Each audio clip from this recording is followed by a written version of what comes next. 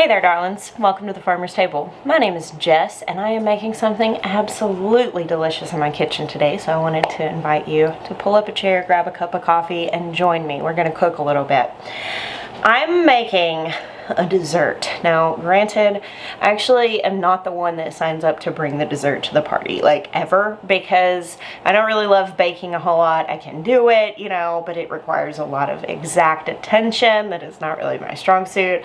I'm really like the pot of soup girl when it comes to bringing a contribution, but I ended up getting asked to bring a dessert dish to a party tonight, and I do have this one recipe in my back pocket for when I want to bring something really awesome that hits the sweet tooth. Today we are making brown butter thyme peach cobbler. Okay, the thing I love about cobblers and buckles and crumbles and things like that is that they don't really require a lot of the exactness that maybe like cakes or, you know, people out here making macarons and stuff. I'm just like, wow, that takes a lot of exact attention, and a cobbler really doesn't. Cobbler is kind of like a rustic food, goes well with a fly by the seat of your pants attitude. And honestly, I mean, if you put enough butter and sugar in anything, it's gonna be awesome. And this is definitely something that is delicious, not just because the butter and sugar, but because the other layers of flavor that we get with the brown butter and the thyme. So, first things first, we need a pan. I actually do cook this in cast iron often when I'm making this to serve, like we're having guests for dinner or anything like that, but I'm taking this somewhere, so I've got this pan that has a lid. So we're going to start with 2 sticks of butter in our pan. Before the butter police come after me about healthy food, I'm not telling you to eat this for breakfast every day. Like, I am of the mind that no particular food is good or bad. I think that consuming foods ignorantly is definitely detrimental to our health. And if you're going to eat something sweet or indulgent, so to say, let it be something that you made from scratch at home from real ingredients, and don't eat it for breakfast every day. We're putting this in a 400-degree oven to start to brown. It's going to take about 10 minutes. We don't want to walk away from it because we don't want to burn this. A note, you always want to preheat your oven before you put the food in. I know I have seen recipes where people are like, put this in a cold oven and turn it on, and that may work in some ovens. We live in a mobile home that we bought, and when we purchased it, it had pretty bottom-of-the-line appliances. Most of them have broken since then. The oven's still kicking, and it's not a great oven. It really doesn't have any cool features or anything like that, and a lot of times ovens, not all of them, but many of them, when they are preheating, they preheat with a broiler. So it's, you know, it may say on your oven that it's 250 degrees on its way to 400, but the broiler's on getting it to 400. It does that so it will preheat quickly. But if you put your butter to brown under a broiler, it's much likely, more likely to burn it. So in any recipes, wait till your oven's preheated to put the ingredients in the oven. This recipe is really beautiful with fresh peaches. When I have made it with fresh peaches, we live in peach country here in South Carolina, I don't take the skins off. If you are texturally averse to that, like, you could, but it's a lot of work. So I just cut them up and go for like 6 to 8 cups of fresh peaches. You can also use frozen peaches. Frozen fruit is a really great option when fresh isn't available. Today I am using peaches that I canned from local peaches. They are for sale in bushels on the roadside all through peach season, and I always buy some bushels and put some up in the pantry. I'm using 3 pints. Because it's all I have in the pantry. I would use 3 or 4 pints. I am going to drain the syrup off of these so that I can put brown sugar in them. So I'm going to do a half a cup of brown sugar today because these have been soaked in syrup. If you are using fresh peaches or frozen peaches that haven't been soaked in syrup, you may want to do like a cup of brown sugar. But I just spent the whole time my butter browned searching for the brown sugar in my pantry. I did not get my ingredients together before starting this video. I'm going to go ahead and pull this out. Nice nutty brown color. You'll see some darker bits floating on the top. I might could go a little bit longer with this, but I'm going to start making this brown sugar, and I don't want to get distracted. That's a life lesson right there. Know your strengths, but even more, know your weaknesses. Cooking with ADHD. take the butter out when it is amply browned. Don't go for ideal. All right, I'm out of brown sugar. I don't have any. I will have to remedy that before holiday baking starts. You can make brown sugar by adding molasses back to regular sugar. So I've got a half cup of sugar here. It's about a tablespoon to every cup is for light brown sugar. That was probably close to a tablespoon to this. This will be a little on the darker side, but it's fine. I don't have to mix this like super thoroughly because I'm about to melt it all together in a pot, but I wanted to do this just to show you guys. Sometimes, let's say I'm making this exact recipe and I realize that I don't have brown sugar. I'll just put regular sugar in and just mix the molasses into it. But I wanted to show you how this works.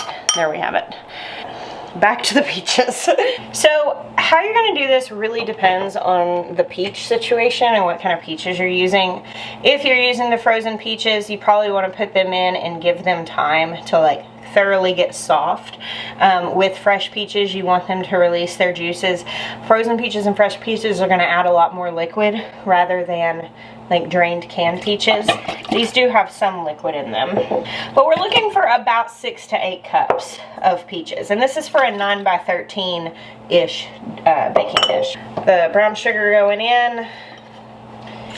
And when you're using canned peaches, really what you're looking for here is to melt your sugar and let the flavors melt. Now we're also going to put a couple teaspoons of ground cinnamon, and then I'm going to strip like 8 sprigs of thyme into this. I don't want the sticks, I just want the leaves. Since my peaches are already soft from the canning process, I am just really wanting all of this stuff to melt and meld together. Oh, my cats are gonna have a dominance fight on the floor while I'm trying to shoot a video. So pesky. Go on, dudes. Go on. Alright, the thyme's in, the heat's on, and I'm going to mix in a tablespoon and a half of cornstarch. You can also use arrowroot powder here if you don't want to do cornstarch. And I'm going to, this is on like medium heat, and I'm going to let this cook for, I don't know, 7 or 8 minutes. Make sure all the sugar's melted and give that cornstarch some time to set up a little bit. One thing to note, the butter I used, my brown butter, was salted. This is a preference. If you like that salted caramelly type situation, it's a really great mix to do salted brown butter, because with the peaches and with the brown sugar and all of the sugar that's in this, you're gonna get that salty sweet thing. If you limit sodium, it's completely fine to use unsalted butter too. Now, I am making my batter with gluten-free flour. The recipe is the exact same. I'm just using like a 1-for-1. I usually use either King Arthur's or Bob's Red Mill gluten-free flour, and I just get the 1-for-1 baking mix. I actually don't know which one this is. I just buy whatever I can find the best deal on. So we're gonna get 2 cups of flour. I will say, like, I've been gluten-free long enough now. You remember when you first go gluten-free, for you gluten-free people, you eat things and you're like, oh, this texture just is not it, because it tastes not like the real thing. I've been gluten-free long enough now that I just think everything that I eat gluten-free for the most part, I'm like, oh, this is good. So I don't know if I've just forgotten or what. The texture of this, I will say, even with gluten-free flour, is really good. I mean, we're gonna do 2 cups flour, 2 cups sugar, and 2 cups of milk.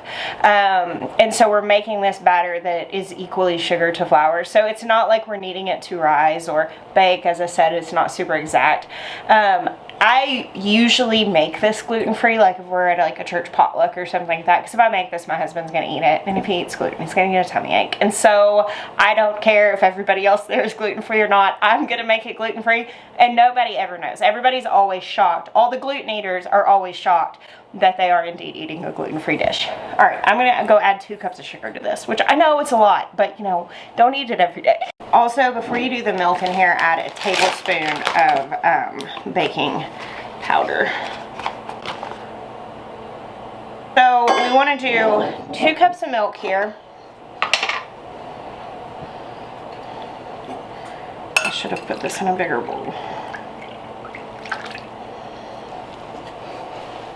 This is taking me a while because, you know, filming it and everything, and because I didn't get my ingredients together first and realized I was out of things. But this is actually a really easy thing to throw together, especially if like you're using frozen sliced peaches or canned peaches where you don't have to cut a whole lot. It comes together really fast. It cooks in 40-45 minutes. Throw some ice cream on top and it's really awesome. And it really is like an impressive dish to take to something. It's something people have probably not tried before with the extra steps of browning butter and using the herbs in it. And I think that you could mix this up a lot. I was actually thinking about it earlier. And I didn't have any apples. I just decided to do this kind of last minute. But I was thinking like an apple cinnamon situation with like some cooked down fried apples as a cobbler like this would probably be really good. I have done something similar to this with blackberries before, but I don't remember if I put herbs in it. But I was actually thinking about it this afternoon as I was thinking about making this. Like a blackberry cobbler with something like a lot of sage in it would be really good. I love mixing herbs into food, especially sweet food. Okay, last thing in the batter, we want to do like a tablespoon of vanilla right here at the end. That's way more than a tablespoon. I feel like salt, vanilla, and garlic should just be measured with a heart, like all around. I make my own vanilla extract. I do have a video showing how to do that. I'll put a link to it down below. All right, we'll mix this up and I'll show you. This is really nice and loose, runny. I would say this is even like a thinner than pancake batter even, but close. That's what we're looking for. Now normally I put the butter in, I get this stuff ready, and by the time that's brown, I'm ready to pour them together. Didn't work out that way today because I'm gabbing, but this is still quite warm. So I'm gonna pour it over with this. And the first thing we want to do into our hot butter is pour our batter. We're not going to stir it. We're just pouring it. Y'all need to see this. It's so satisfying. We're just going to pour it into that nice brown butter. No stirring. You're going to see the butter's pooling up around it. Now on top of this, we're going to take our peach mixture. We're just going to let you get a look at this. The consistency here, it's thickened up nicely. We don't want it to be like crazy runny, but it's definitely saucy. And we're going to spoon this on top. You know, try to keep it relatively even across the whole thing. And now this is going to go in that nice 400-degree oven for 40 to 45 minutes. We're going to see it nice and golden on top. I'll show you guys what it looks like when it's done. All right, y'all, my timer is about to sound. And this is looking awesome. We're gonna pull it out. You can do some raw sugar on top of the cobbler and then put it under the broiler for a few minutes, or just in the last few minutes of cooking. I'm not gonna do that today because I'm gonna put a lid on this. I'm gonna let it cool some before I do that, but the condensation would just make it soft anyway. But if you want a nice crisp top on it, that is a nice touch. All right, here we have it. Oh, guys. I wish you could smell my house right now. It's ridiculous. This should not even be allowed. It's so good. Oh my gosh. There's the brown sugar. What the heck? It's right on camera. Y'all. Oh, pray for me. All right, so as you can see, this is nice and set up. It is very saucy. This will set up a little bit. It'll soak up some of the extra liquid. Wonderful with just a pour of heavy cream on top, or some vanilla ice cream, a little whipped cream. So good. I hope you make it. I hope you love it. If you like this video, please do give it a like. I have a personal goal that I have set for myself this year to really post a lot of content on this channel. I'm really hoping to see 100,000 subscribers by the end of the year is my little goal. So I so appreciate you making sure you're subscribed and sharing my channel with anyone you know that could use a little encouragement in the kitchen, a little bit of hand holding to cook real food and make it taste good. Thank you so much for hanging out with me today. I bless you. Until next time.